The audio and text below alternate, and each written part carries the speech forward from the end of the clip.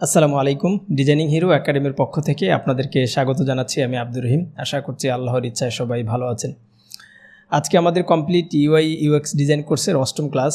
আজকে আমরা একটি ওয়েবসাইট অথবা অ্যাপ্লিকেশনের মধ্যে কালারের যেসব বিষয়গুলো রয়েছে বা যেই সিস্টেমের মাধ্যমে কালারগুলো ব্যবহার করা হয়ে থাকে সেই বিষয়ে ইন ডিটেলস আলোচনা করব ইনশাআল্লাহ। তো গত ক্লাসে আমরা কালারের বেসিক বিষয়গুলো নিয়ে আলোচনা করেছিলাম। যারা গত পর্বটি দেখেননি তারা ডেসক্রিপশনে দেওয়া লিঙ্ক থেকে অথবা উপরের আই বাটনে দেওয়া লিঙ্ক থেকে দেখে আসতে পারেন।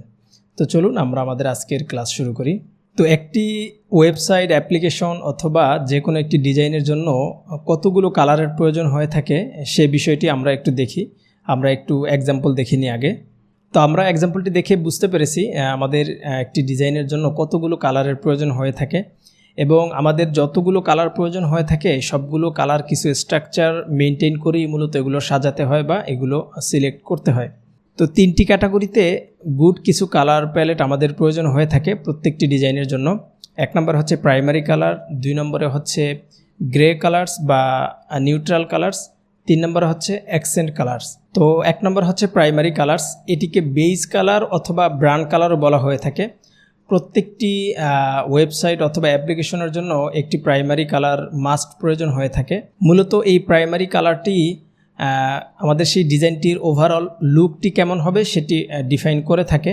তো প্রাইমারি কালারগুলো সাধারণত একটি ওয়েবসাইটের মধ্যে বা একটি ডিজাইনের মধ্যে কোথায় কোথায় ব্যবহার হয় সেই বিষয়গুলো আমরা কিছু লাইভ সাইটের মাধ্যমে এক্সাম্পল হিসেবে দেখি। তো এটি হচ্ছে আপওয়ার্কের ওয়েবসাইট। তো আপওয়ার্কের হচ্ছে গ্রিন কালার হচ্ছে প্রাইমারি। তো আমরা এখনও ঠিক সেম বাটনে দেখতে পাচ্ছি প্রাইমারি কালার, হোভার করলে মেনুতে দেখতে পাচ্ছি। তো এখানে ইমেজের মধ্যেও প্রাইমারি কালারের কিছু ছাপ রয়েছে এবং ঠিক এখানেও ঠিক সেম বাটনের মধ্যে, ইমেজের মধ্যে এবং নিচের দিকে আসলে আমরা এখানে দেখতে পাবো ব্যাকগ্রাউন্ডের মধ্যে। তো ওভারঅল আমরা বুঝতে পারতেছি যে আসলে প্রাইমারি কালারটি কোথায় কোথায় ব্যবহার হয়ে থাকে এবং প্রাইমারি কালারটির মাধ্যমে একটি সাইটের লুককে কিভাবে সাজানো হয়ে থাকে। তো আমরা এখানে আরও একটি ওয়েবসাইট দেখতে পাচ্ছি, এটি হচ্ছে স্ল্যাকের ওয়েবসাইট। তো এখানে স্ল্যাকের ওয়েবসাইটের যেই প্রাইমারি কালার সেটি রয়েছে এটি। তো এখানে ঠিক সেম বাটন রয়েছে এবং এখানে হাইলাইটেড একটি টেক্সট রয়েছে। ইমেজগুলোর মধ্যেও প্রাইমারি কালারের কিছুটা ছাপ রয়েছে এবং এখানে বাটন রয়েছে এবং হাইলাইটেড কিছু টেক্সট রয়েছে। এখানে একটি ব্যাকগ্রাউন্ড রয়েছে। তো আমরা বুঝতেই পারতেছি একটি প্রাইমারি কালারের মাধ্যমে সেই সাইটের লুকটি কেমন হবে সেটি নির্ধারণ করা হয়ে থাকে এবং কোথায় কোথায় ব্যবহার হচ্ছে সেগুলো আমরা এই কয়েকটি সাইট দেখে বুঝতে পেরেছি প্রাইমারি কালারটি মূলত কোথায় কোথায় ব্যবহার হয়ে থাকে। তো আমরা এক্সাম্পল দেখে যেটি আমরা বুঝতে পেরেছি, আমরা সাধারণত বলতে পারি যে প্রাইমারি কালারটি মূলত কোনো অ্যাকশনস অথবা অ্যাকশনস বাটন এবং অ্যাক্টিভ নেভিগেশন এলিমেন্টসগুলোতে ব্যবহার হয়ে থাকে। এছাড়াও কিছু হাইলাইটেড টেক্সট থাকতে পারে, আইকন থাকতে পারে, ইমেজ থাকতে পারে এবং কিছু ব্যাকগ্রাউন্ডের জায়গাতেও দেখেছি আমরা প্রাইমারি কালারটি সাধারণত ব্যবহার হয়ে থাকে। তো প্রতিটি কালারের কিছু মাল্টিপল শেডস তৈরি করতে হয়, সেটি 5 থেকে 10টি হতে পারে, 5টি 7টি অথবা 8টি 9টি 10টিও হতে পারে। এটির কোনো স্পেসিফিক রুলস নেই যে এতগুলো শেডস তৈরি করা লাগবে বা এতগুলো শেডস ইউজ করতে হবে। এটি সাধারণত ডিফাইন করব আমরা যেই ডিজাইনটি করতেছি সেটি কতটুকু কমপ্লেক্স এবং কতটুকু সহজ সেটির উপরে নির্ভর করেই মূলত আমাদেরকে এই মাল্টিপল কালার শেডসগুলো তৈরি করতে হবে। আর প্রাইমারি কালারটি সাধারণত আপনি যদি বা আমরা যদি কোনো ক্লায়েন্টের কাজ করি অথবা কোনো ব্র্যান্ডের অথবা নতুন কোনো প্রজেক্টে কাজ করি, তো সেই প্রজেক্টের যারা ওনার রয়েছে অথবা ক্লায়েন্টের যে কাজটি করব মূলত ক্লায়েন্টের সাইড থেকেই প্রাইমারি কালারটি আগেই নির্ধারণ করা হয়ে থাকে, তারা আমাদেরকে প্রাইমারি কালারটি দিয়ে থাকে। হয়তো খুব কম ক্ষেত্রে আমাদেরকে নতুন করে কোনো একটি প্রোডাক্ট বা কোনো একটি প্রজেক্টের জন্য প্রাইমারি কালার তৈরি করতে হয়। তো যখন আমাদেরকে যে প্রাইমারি কালারটি দেওয়া হবে সেটিকে বেজ কালার ধরে তার থেকে কিছু লাইট এবং কিছু ডার্ক শেড আমাদেরকে তৈরি করতে হয়। তো 2 নম্বর হচ্ছে গ্রে কালার্স, এটিকে নিউট্রাল কালার্সও বলা হয়ে থাকে। তো সাধারণত কোনো একটি ওয়েবসাইটের মধ্যে বা কোনো একটি ডিজাইনের মধ্যে গ্রে কালার্সগুলোই সবথেকে বেশি ব্যবহার হয়ে থাকে। তো সাধারণত আমরা বলতে পারি গ্রে কালারগুলো টেক্সট, ব্যাকগ্রাউন্ড, ফর্ম ইত্যাদির ক্ষেত্রে ব্যবহার হয়ে থাকে। তো 3 নম্বরে হচ্ছে অ্যাকসেন্ট কালার্স। তো প্রতিটি সাইটের জন্যই কিছু অ্যাকসেন্ট কালার প্রয়োজন হয়ে থাকে। এই কালারগুলোকে আমরা সাপোর্টিং কালারও বলতে পারি।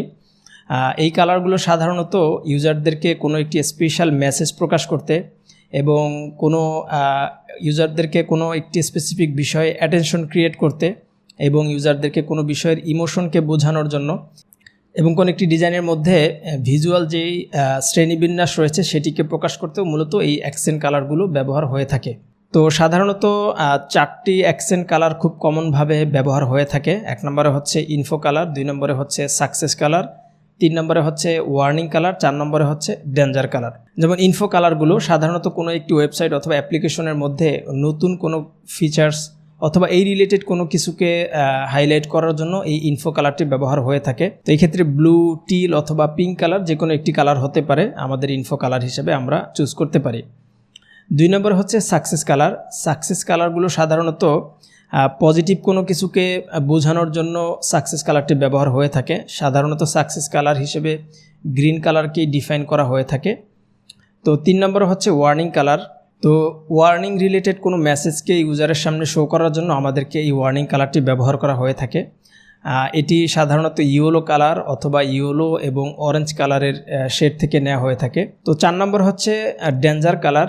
তো ডেঞ্জার কালারটি সাধারণত ডেঞ্জার রিলেটেড কোনো মেসেজ ইউজারকে দেওয়ার জন্য অথবা ডিস্ট্রাকটিভ কোনো অ্যাকশনকে বোঝানোর জন্য এই ডেঞ্জার কালারটি ব্যবহার করা হয়ে থাকে। সাধারণত এটি রেড কালারকে ডেঞ্জার কালার হিসেবে সিলেক্ট করা হয়ে থাকে। তো এই প্রতিটি কালারেরও ঠিক সেম মাল্টিপল কিছু কালার শেডস তৈরি করতে হবে, সেটি হতে পারে 5 থেকে 10টি আমাদের প্রয়োজন অনুসারে। তো আমরা বুঝতে পেরেছি আমাদের একটি ওয়েবসাইট অথবা একটি অ্যাপ্লিকেশন অথবা একটি ইউজার ইন্টারফেসের জন্য কতগুলো কালার প্রয়োজন হয়ে থাকে সেই বিষয়গুলো, এবং প্রতিটি কালারের মাল্টিপল কিছু কালার শেডস আমাদের প্রয়োজন হয়ে থাকে ডিজাইনের জন্য। তো এবার আমরা দেখি আমাদের যে কালারগুলো প্রয়োজন হয়ে থাকে সেটি আমরা দেখেছি। এবার আমরা দেখি এই যে কালারের যে শেডসগুলো রয়েছে সেগুলো আমরা কিভাবে তৈরি করব সেই বিষয়গুলো। তো প্রাইমারি কালার এবং অ্যাকসেন্ট কালার, এই কালারগুলো একটি নির্দিষ্ট স্ট্রাকচার ফলো করেই মূলত এর বাকি যেই মাল্টিপল আমাদের শেডস প্রয়োজন রয়েছে লাইট এবং ডার্ক সেগুলো তৈরি করতে হয়। তো আমরা প্র্যাকটিক্যালি এখন একটু দেখব সেগুলো কিভাবে তৈরি করতে হয় এবং সেগুলো কিভাবে অর্গানাইজড ওয়েতে সাজাতে হয়। তো এটির কোনো স্পেসিফিক রুলস নেই যে আমাদেরকে কতটি শেডস তৈরি করতে হবে। এটি সাধারণত 5 থেকে 10টি হতে পারে। আমাদের ডিজাইনের প্রয়োজন অনুসারে আমরা সেগুলো তৈরি করে নিব। তো স্ট্যান্ডার্ড হচ্ছে 9টি শেড তৈরি করা। তো আমরা এখন একটু প্র্যাকটিক্যালি দেখি এগুলো কিভাবে আমরা তৈরি করব সেগুলো। তো প্রথমে হচ্ছে প্রাইমারি কালার। তো প্রাইমারি কালারের মেইন যে প্রাইমারি কালারটি আমরা সিলেক্ট করেছি সেটিকে আমরা বেস কালার হিসেবে ধরব।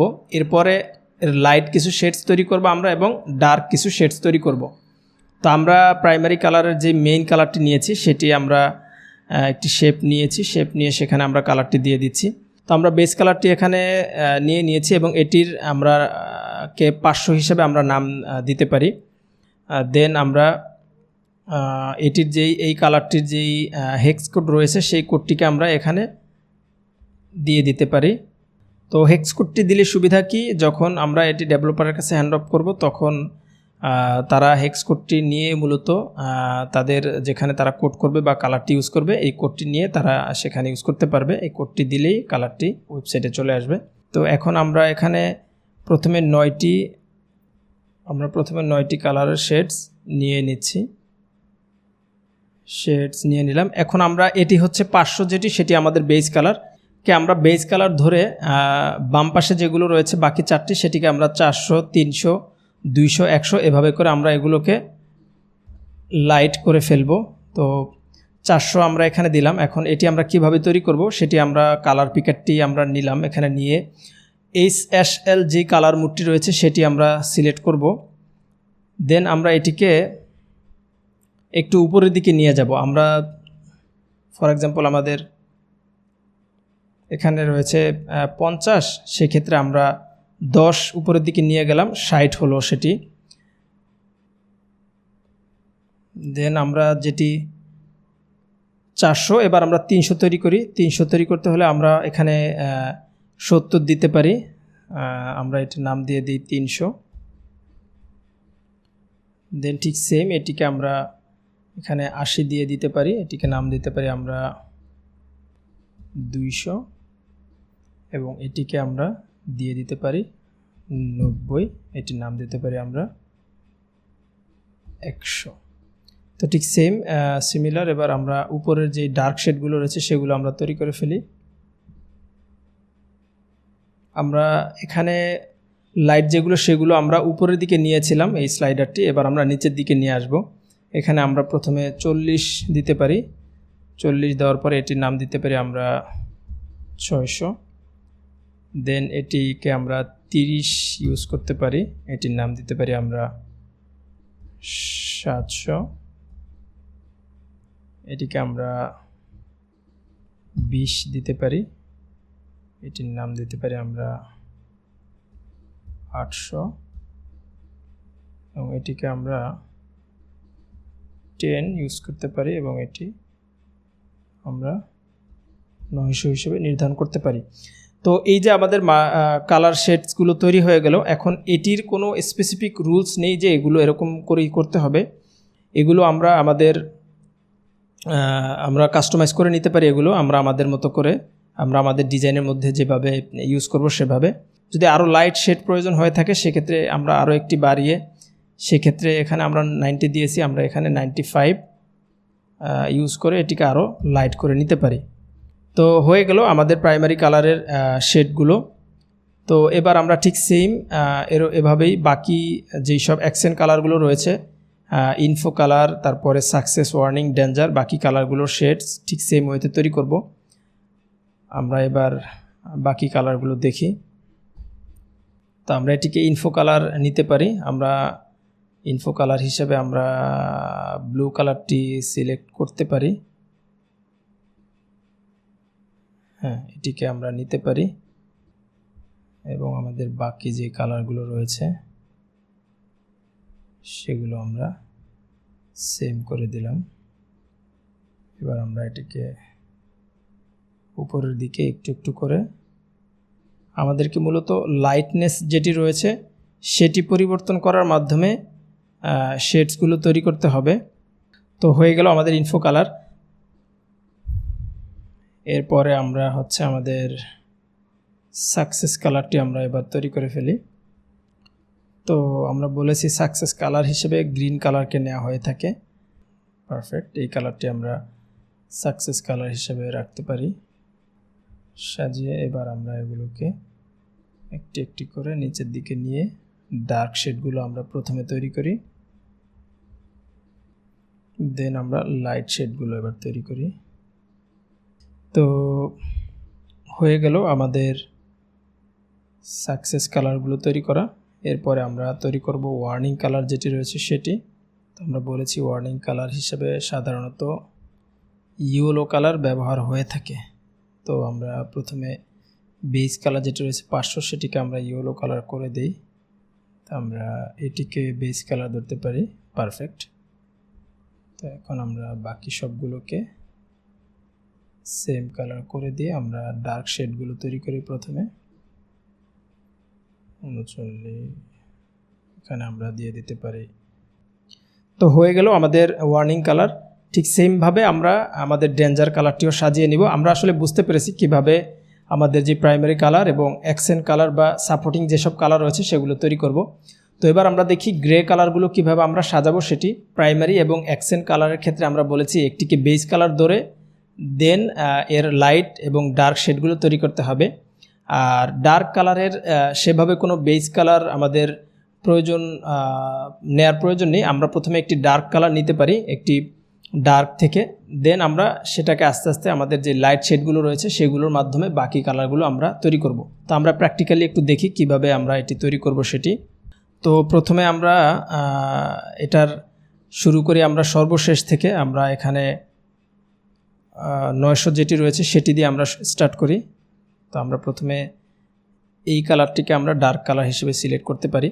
তো এখানে একটি বিষয় সেটি হচ্ছে যে আমরা ডার্ক কালার কখনোই একবারে পিওর ব্ল্যাক যেটি সেটি ইউজ করব না, কারণ এটি মানুষের চোখের দেখার ক্ষেত্রে কিছুটা সমস্যা তৈরি হয়। তো আমরা ব্লু অথবা টিল কালার এবং ব্ল্যাক কালার সমন্বয়ে ঠিক এখান থেকে আমরা আমাদের ডার্ক কালারটিকে সিলেক্ট করে নিতে পারি। দেন আমরা আস্তে আস্তে উপরের দিকে উঠে আমরা আমাদের বাকি শেডগুলো তৈরি করব। তো হয়ে গেল আমাদের ডার্ক কালার যেটি সেটির প্রথম কালারটি 900 নম্বরে যেটি রয়েছে সেটি। এবার আমরা সবগুলোকে সেম কালার করে আমরা আস্তে আস্তে এগুলোকে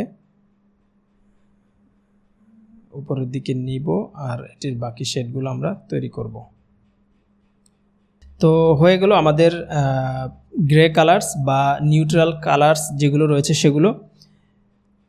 তো এভাবেই আমরা মূলত কোনো একটি ওয়েবসাইট অথবা অ্যাপ্লিকেশনের জন্য কালারের যেসব মাল্টিপল কালার প্রয়োজন হয়ে থাকে সেগুলো সাজিয়ে থাকি, এবং ডিজাইনের প্রয়োজনে যখন যেটা যেখানে প্রয়োজন সেখানে আমরা ব্যবহার করে থাকি।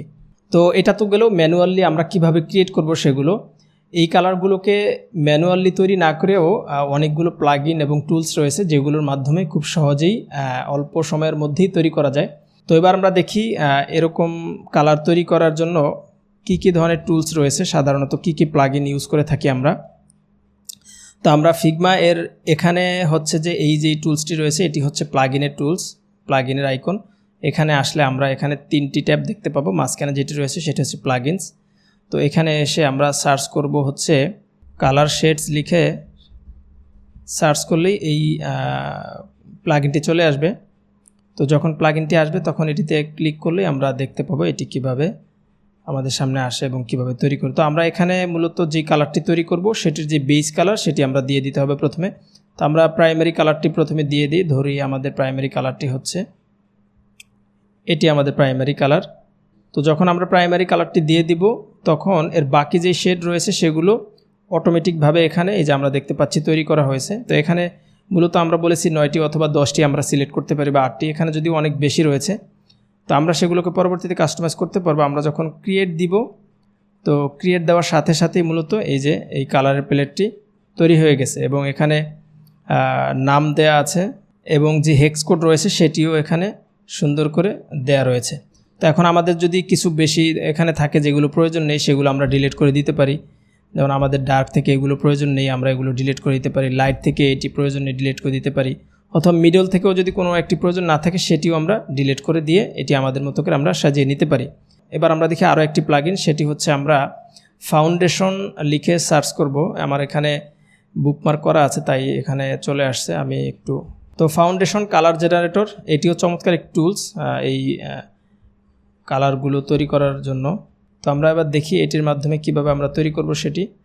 ঠিক সেম পূর্বে যেটি দেখেছি সেটির মতোই এখানে আমরা প্রথমে আমাদের বেস কালারটি দিয়ে দিব। ধরুন আমাদের বেস কালার হচ্ছে, আমরা এটিকে সিলেক্ট করলাম। দেন আমরা এখানে দেখতে পাচ্ছি এর বেস কালারটির সমন্বয়ে বাকি কালারের শেডগুলো কিভাবে তৈরি হয়েছে, এবং বেস কালার যেটি রয়েছে সেটি এখানে একটি বক্স দিয়ে দেখানো হয়েছে যে এটি আমাদের বেস কালার, এটি নর্মাল কালার, এবং এখানে তারা কিছু নেমিং করে দিয়েছে। প্যালেট যেটি রয়েছে সেটিতে আমরা ক্লিক করব, তখন এটি আমাদের এই যে এখানে চলে আসছে। তো এখানেও ঠিক সেম 10টি কালার তৈরি হয়েছে। এখানে আরও কিছু বিষয় আমরা দেখতে পাচ্ছি, এই যে এই কালারটির উপরে কিছু সংখ্যা দেয়া আছে, এবং তো এই বিষয়গুলো খুবই ইম্পর্টেন্ট কিছু বিষয় কালারের জন্য।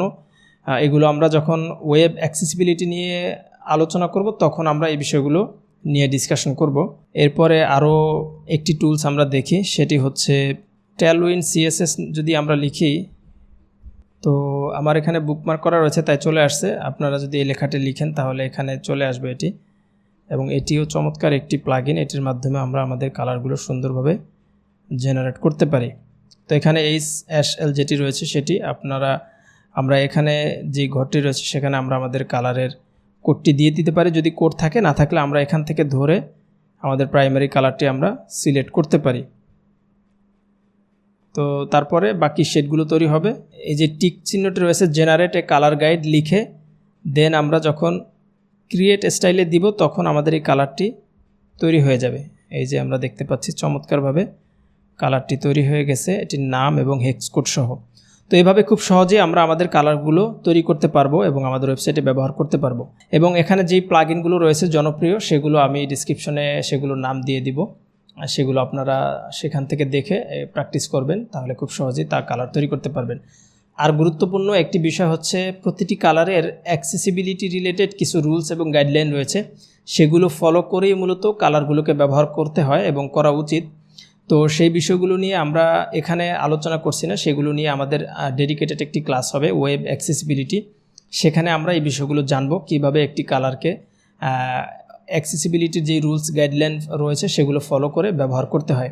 তো আশা করছি আজকের ক্লাসের মাধ্যমে আমরা আমাদের ইউআই প্রজেক্টের মাধ্যমে যেই সিস্টেম বা পদ্ধতি ফলো করে কালারগুলো ব্যবহার করা হয়ে থাকে সেই বিষয়গুলো নিয়ে মোটামুটি একটু ধারণা দিতে পেরেছি।